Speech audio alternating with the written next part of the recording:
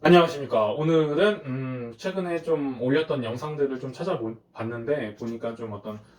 거시적인 그런 상황, 그 다음에 좀 큰 흐름에서의 어떤 얘기들이 좀 많았어가지고 오늘은 어떤 특정 산업에 대해서 좀 한번 얘기를 해보려고 합니다. 지금 뭐 그 특정 산업에 대해서 좀 얘기하려는 이유는 어떤 포인트를 발견을 했는데 그 포인트가 좀 좋게 반영이 미래에 기업 가치에 좋게 반영이 될 수 있는 어떤 포인트가 조금 보여서 그거에 대해서 좀 한번 얘기를 해보려고 합니다. 일단 뭐 반도체라든지 뭐 모빌리티, 뭐 자율주행 관련해서 자동차 쪽이 이렇게 최근에 좋은 흐름을 보이고 있는 거는 뭐 당연한 결과이고 또 세계 시장 흐름 자체가 그렇게 가고 있는 거니까 그쪽 부분은 뭐 당연하게 좋게 보는데 너무 급등한 경향이 있지 않나 뭐 이런 생각이 좀 들기도 하는데 뭐 어찌됐든 간에 시장에서 사람들이 환호하고 열광하는 것들은 그런 것들이고 또 그쪽에서 또 미국 또 어떤 미국이랑 유럽이랑 뭐 중국 등 해서 그쪽 좀 윗단에서 헤게모니를 좀 잡고자 하는 그런 싸움이 좀 치열한 것 같고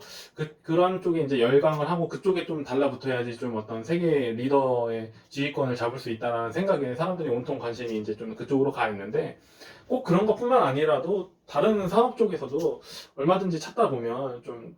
생각보다 기업 가치가 싸고 지금 포인트들이 어느 정도 보이고 있는데 향후에 괜찮을 것 같은데 라고 이렇게 생각이 드는 포인트들을 충분히 발견할 수가 있거든요.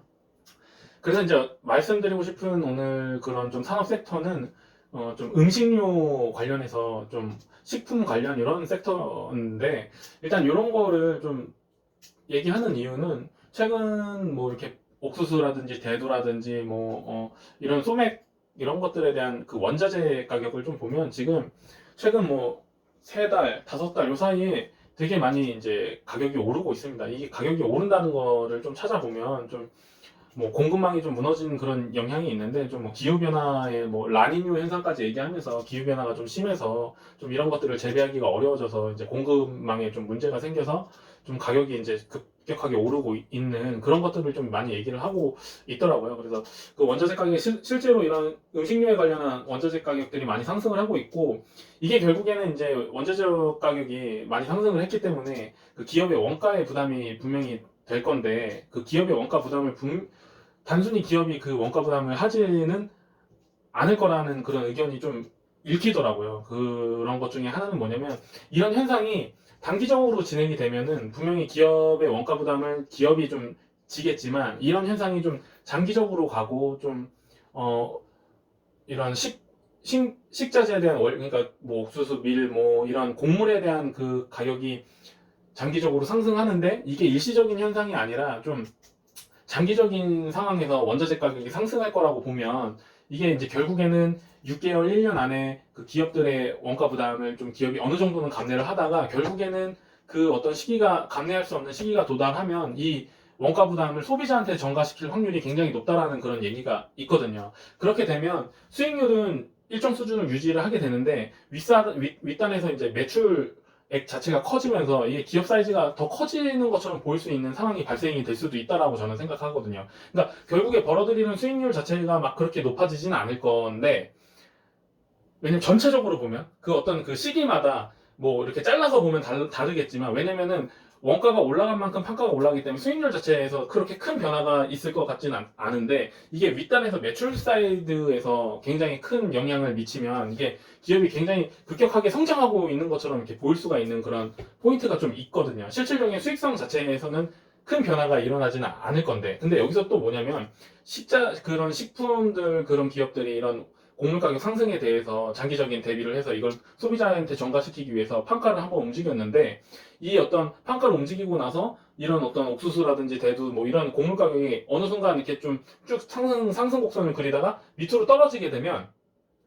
이때가 이제 소비자한테 이미 판가를 높인 걸로 이제 영업 장사를 하고 있는데 그게 이제 어느 순간 이게 떨어지게 되면 그때서부터는 그 갭 차이가 커지면서 수익성까지 좋아질 수 있다는 생각이 들기도 하거든요. 그래서 이런 게 좀 장기적인 비율을 가지고 좀 판가를 분명히 움직일 수 있다. 판가를 어, 그 부분 포인트를 만약에 잡으면 요거는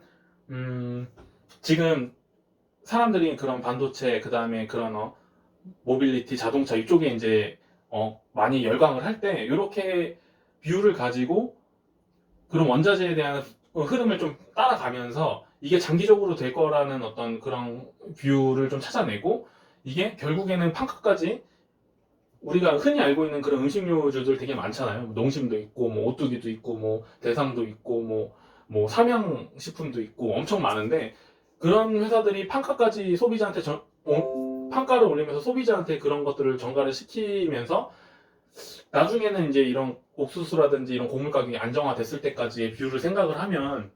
이게 분명히 제가 봤을 때는 가치 대비 저렴하게 지금 거래되고 있는 회사들이 분명히 조금 있지 않을까라는 생각이 들기도 하거든요. 그래서 요런 게 사실 뭐 어렵게 접근할 수 있는 그런 뭐 정보도 아니고, 이거 뭐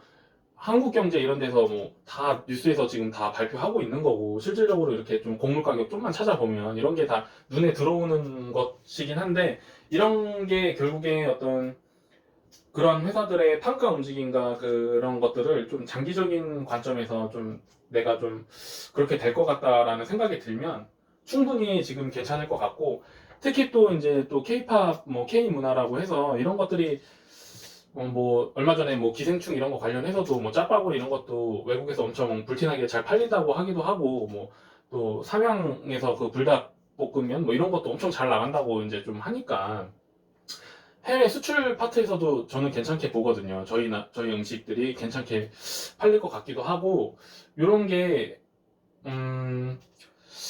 괜찮은 포인트가 될 것 같아서 지금 이렇게 좀 찍고 있습니다. 그래서 이런 흐름들을 좀 따라가면서 이게 성장성도 좋아 보이는 것처럼 보이고, 나중에는 수익성까지 좋아지는 것으로 만약에 연결이 된다면, 지금 시점에서 좀 절어있는 그런 음식료주들을 좀 찾아내서 뭐 이렇게 좀 하는 것도 나쁘지는 않을 것 같다, 뭐 이런 생각이 들어서 이렇게 찍어봤습니다. 오늘은 이렇게 좀 이렇게 섹터 아주 그냥 한 분야에 초점돼서 좀 포인트가 좀 발견이 돼서 그냥 한번 찍어봤는데, 저도 요 흐름을 좀 따라가면서 좀 보면은 좀 재미있는 투자 포인트가 되지 않을까 해서 이렇게 찍어봤습니다. 이것으로 마치겠습니다. 안녕.